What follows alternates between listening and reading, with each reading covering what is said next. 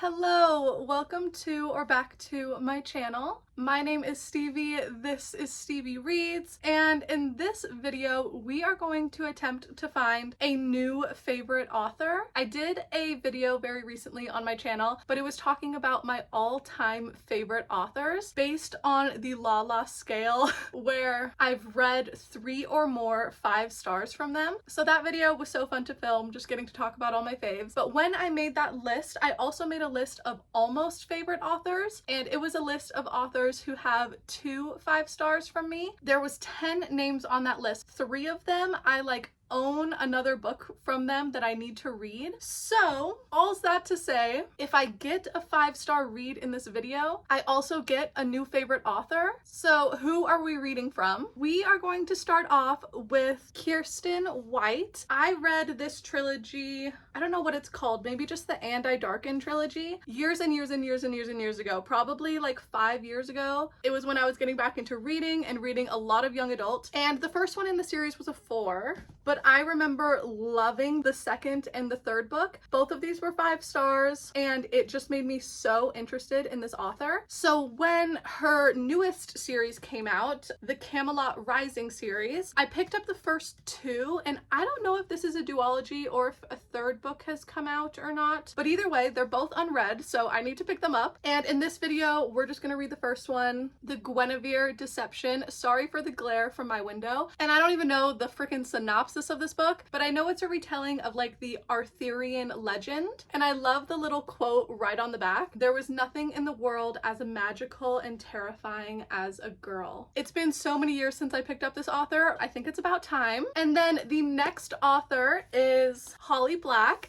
and I reread this entire trilogy and the little novella in preparation for this video. I reread these in December and the very beginning of January, like Christmas and New Year's. I was living in Elfame with Jude and Carden, and I reread this whole trilogy. But my 2 5 stars from Holly Black are The Cruel Prince and The Wicked King. The first 2 books in this trilogy are just stunning, gorgeous, amazing. Even upon reread, they were still a 5 stars. And then the third book and the little novella, these were both 4. Still a great time, but just didn't have that same vibe as the first 2. And since that series has come out, so has the Stolen Heir duology. And now that I've reread the trilogy, I am so excited to dive into this. I've owned these for a while as well, but I wanted to be reacquainted with the world before I jumped into them. So another young adult novel, but we are going to be reading The Stolen Heir. I feel like I've been reading a lot of like fairy books this year, but I'm not mad about that at all. So yeah, gonna go back to Elfame. And then this last one, thankfully, is not a young adult novel. We are gonna be reading another Lane Fargo. These are the 2 that I read from her and loved. They Never Learn and Temper. Both beautiful, amazing 5-star reads. And her newest novel, The Favorites, just came out. Like, this is such a new release, so very happy that it did not sit on my shelves for long. And it's a different genre for Lane Fargo, because both of these are mystery thriller books, and this one is an adult romance with a little bit of a mystery, I think. And it's her biggest novel by far, but it's a figure skating romance book. So excited. So this is the TBR for the video. Kiersten White, Holly Black, and Lane Fargo. Hopefully one of them can be a new favorite, but I do think I'm gonna start off the video with The Guinevere Deception. I'm gonna listen to this on audiobook, and I already downloaded it from my library, so I need to read it soon. I think it says there's like 10 days left, so definitely won't take me 10 days, but I need to get it started, and I really know nothing about it. I'm not even gonna read the flap. I'm just gonna go into it blind, but we always read the first line together. So chapter 1. There was nothing in the world as magical and terrifying as a girl on the cusp of womanhood. Okay, so very similar to the line on the back of the book. This particular girl had never before felt the power she held by existing in a space of men, but today, surrounded by them, it radiated from her. I am untouchable. I feel immediately reacquainted with Kiersten White's writing. Okay, cool. I do need to run into work like always, but it's Friday morning, so just have to get through today and then we are at the weekend. But I will update you when I am halfway through. It's 337 pages. So maybe when I get up to chapter 14, it's pretty close to halfway. Same day, just a lot later in the day, and I made it almost halfway. Chapter 13, but I'm on page 163. My audiobook says 49% of the way through, and I don't think I'm gonna finish it, which is the complete opposite of this video, so we are not starting off very strong. But I am so bored with a capital B. I don't even think I gave you a synopsis. I could give you one right now. We're following Guinevere, but she's not really Guinevere. The real Guinevere died. She was hired to protect the king, and yeah, I really don't even have the energy to explain.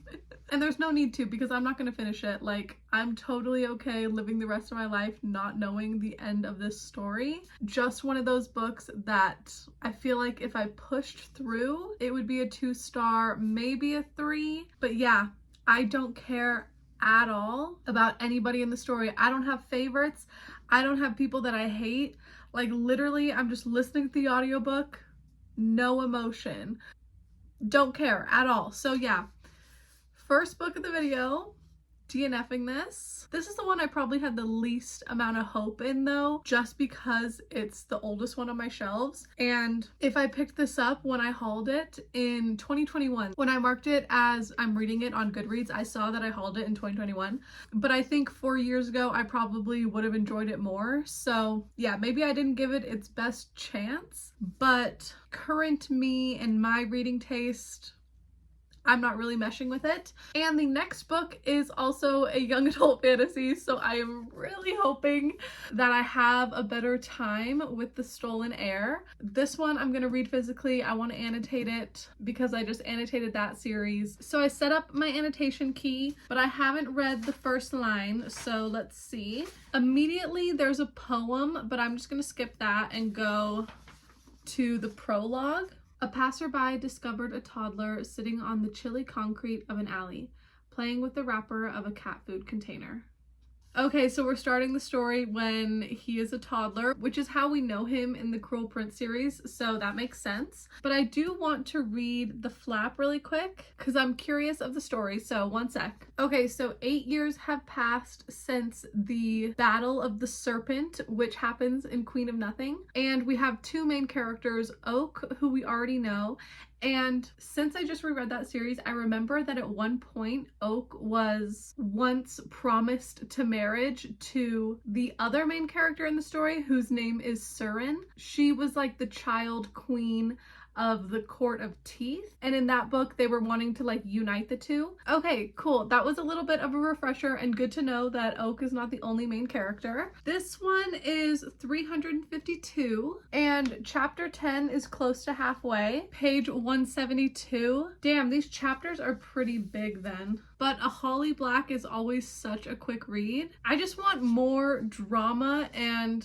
a more intriguing plot. No shade to the Guinevere deception, but this was putting me to sleep a little bit. So yeah, anyway, I'm gonna get this one started tonight. Fingers crossed she's a winner. Couple days later, it is Sunday afternoon. I've been having such a beautiful weekend, and I had to convince myself to get up off the couch and do a halfway point update because I have gotten up to chapter 10 and I want to keep reading tonight, so I didn't want to go too far. But I am having a much better time with this book. I didn't even think I showed we got a random fox on the cover, but I was completely wrong about the perspectives of this book. We are not in Oak's point of view at all, just the main girly Surin. She also goes by Ren, but yeah, we are only in her head, and Oak is introduced in like the second chapter, so he's been here the whole story, but we're not in his head at all. So anyway, the beginning of the story has been fun. We got to see like the backstory of Surin's childhood and her relationship with Oak, like the couple of times they've seen each other over the years. And this story is interesting to me because I feel like with normal fairy stories, you're following a human that for whatever reason got taken to the fairy realm and now they're trying to survive or adjust to their new life. But in this book, Surin, when she is a child, is banished to the mortal realm, and she is a fairy. That's like that meme. She was a fairy, but she's fae and so is Oak. And there's not really an important human character in this book, but because of the events of Queen of Nothing, she gets banished to the mortal realm, and the fae in this world can glamour themselves to look like anything they want to. So when she's banished, she's glamored to look like a human. She's raised in a normal human household, mom, dad, sister, picket fence, everything. And then at the very beginning of the story, she is taken back by her fae parents back to Elfhame, and her fae parents are not nice people. Well, I guess they're not even technically people, but they are the worst. And when she is taken from her childhood home, she goes from like a loving family to now being a prisoner in this world she's not really familiar with. And don't think this is a spoiler because it happens so early on, but she escapes that and then is kind of on the run. They're sending assassins after her, and she gets saved by Oak because he was looking for her. He's on a mission that is secretive. You don't know at the beginning of the story what it is, but he needs Ren's help because she has the ability to take away curses, and whatever mission he's going on, he's gonna need that. So her and Oak are unlikely allies. They have had beef in the past. Some of the chapters are kind of fun to go back in time and be able to see that. But yeah, I'm very happy I DNF'd a book I wasn't enjoying to pick this one up because I'm way more invested in the characters. I'm invested in the plot. Hello, hello, hello. It has been a lot of days.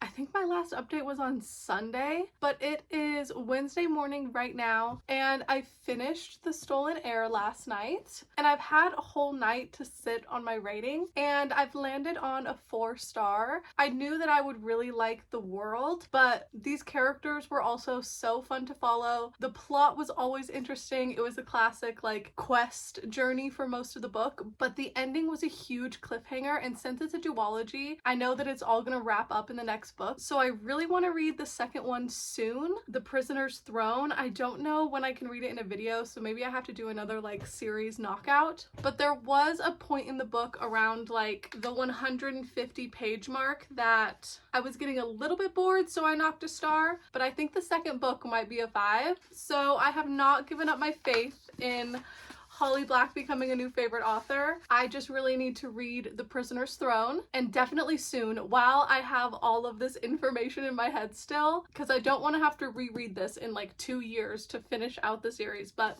yeah, 4-star, very fun time. And today we get to start the favorites. I am so excited for this. And right before I started this clip, I read the like synopsis in the front of the book, and it's kind of a second chance romance, but our main girly character, her name is Katerina Shaw. I love the name Katerina because of the Vampire Diaries. I just read it in my head like Elijah is saying it when he's like Katerina. And then the man's name is Heath Roca. Both of them have very shitty home lives and childhoods, and they become friends at a very young age, and they start skating together because Katerina was already a skater before he showed up, but then he wanted to like impress her and be her friend, so he got into skating as well, and they just became like this unstoppable skating duo because it was a way for them to escape their shitty childhood. But it says, until a shocking incident at the Olympic Games brings their partnership to a sudden end. So we don't know what happens, but something happens at the Olympics and now they are not okay anymore. But then 10 years passes from like the anniversary of their last time they ever skated, and an unauthorized documentary resurfaces that gets the public interested in their story again. And Katerina wants nothing to do with the documentaries, but she also doesn't want her story to be told by like a stranger who doesn't know her. So after a decade of silence, she's finally telling her side of the story, from childhood to the event. And I think we're going to get to see all of it, like point of view from when they're young, getting into skating and, you know, their relationship at the time. But then we also are going to see the documentary side, and then I'm assuming at the end of the book, like current day. So yeah, I'm really excited. And because it has that documentary element, I was looking up to see if there's an audiobook, and I did see there's one on Spotify. So I'm gonna listen to this on audio because of the documentary and everything. It's probably gonna have a full cast and just be amazing, but I still have not read the first line, so let's see. Yep, the only other 2 books by Lane Fargo. Gorgeous 5 stars. Okay, Tiny little prologue. Today is the 10th anniversary of the worst day of my life. Ooh, that is a good first line. As if I could forget when millions of strangers have been so eager to remind me. I'm sure you've seen the news stories, the magazine covers, the social media posts. Maybe you're planning to snuggle up on your sofa tonight with a bowl of popcorn and binge the documentary series released to commemorate the occasion. Go right ahead. Enjoy the show, but don't fool yourself into thinking you know me. By now, I've heard it all. Katarina Shaw is a bitch, a diva, a sore loser, a manipulative liar, cold-blooded, a cheater, a criminal, an attention whore, an actual whore, even a murderess. Call me what you want. I don't give a damn anymore. My story is mine, and I'll tell it the same way I skated, in my own way, on my own terms. We'll see who wins in the end. Ooh, ooh, ooh, ooh, ooh. That is immediately reminding me of, one second, Carrie Soto is Back by Taylor Jenkins Reid. This was a stunning 5 stars. I loved this book. We're following Carrie Soto, who's like a fictional famous tennis player, but her nickname is the Battle Axe, and she's like such a bitch, not a likable main character, but she has one focus, and it is tennis. That is Katarina with figure skating. Ugh. I am so excited for this. And right after that first page, we are right into the documentary where it's like a narrator is setting the scene. So I love to listen to this on audio, but I already have the feeling that the main girly characters are giving the same energy in these. But I also adore the fact that this one is very much a romance, and they were together when they were younger. So 10 years later, what the hell is gonna happen? But I'm going to get this started today on my drive into work. Because I'm gonna be listening to it, it'll probably be a quicker read. So I'll let you know when I get halfway. 434 pages. Okay, chapter 40 looks like halfway. Damn, these chapters are tiny then. I love tiny chapters. Okay, cool. Chapter 40. I'll get back to you. Literally only a day later, it is Thursday morning, and I am addicted to this audiobook. This morning while I was getting ready, I got up to chapter 43, so a little bit over halfway, but oh my god, this book, it has the right name. I can already tell it's going to be a new favorite. And I told you the synopsis, so I don't want to give too much away other than that. But I do have another comparison other than Carrie Soto, because these two characters have been in love their entire life. Heath is a foster kid, and his foster parents don't care about him at all. And Heath had the biggest crush on Katarina. He would go to the skating rink every day and just watch her until he got the nerve to talk to her. And yeah, like the whole early chapters of them was so cute. You could just tell he was so smitten right away. And so they have that kind of love where literally nobody else in the world knows them like they do, because they have been together for so long. But this book is reminding me a lot of Magnolia Parks, specifically the first book. This series goes downhill for me every single book, but this first one was a 5 stars, amazing. And same thing in here, BJ and Magnolia have been together since they were kids. That's all they have ever known, and their relationship in this book is way more toxic. But the other thing that is reminding me about this is the friendship group and the lavish lifestyle. This book is always compared to Gossip Girl with, like, you know, the high society. There's a lot of shopping and money, and name brands are dropped all the time. And in this book, we do have other ice skating couples that train out of the same facility. And 2 of the really big ones are Bella and Garrett. They are a brother-sister duo, twins actually, and their mom was a figure skating legend. So they have been in skates since they could walk, and they've always been like a duo, and they are very rich because of their mom and her legacy. Like, that's a really cool aspect. And then there's a couple other side characters, but yeah, it is just so much more dramatic than even I could hope for. There's been a couple times listening to the audiobook that I'm just sat there like absolutely shocked by what I'm listening to. Like, ugh. I was doing anything in the world last night to keep listening to my book. My mom came over for a minute to hang out. My husband made me dinner. After I ate, I just put my headphones on and did a bunch of little tasks just to keep my hands busy and like keep listening to the book. It was so addicting. I was like doing the dishes and moving the laundry. I went on a walk on my treadmill for a half hour just so I could like keep moving and keep listening to this, and I am not going to be surprised at all if I finish it today. Literally all I want to do is keep listening listening to it, it is so dramatic, like the first Magnolia Parks book, and neither of these characters are perfect, but I am in love with them, obsessed with them, can't wait to finish. So yeah, that's really my update. I can't stop cheesing about this book, and the audiobook is a full cast. Such an amazing listening experience. I think the physical book would be just fine to read, but highly recommend the audiobook.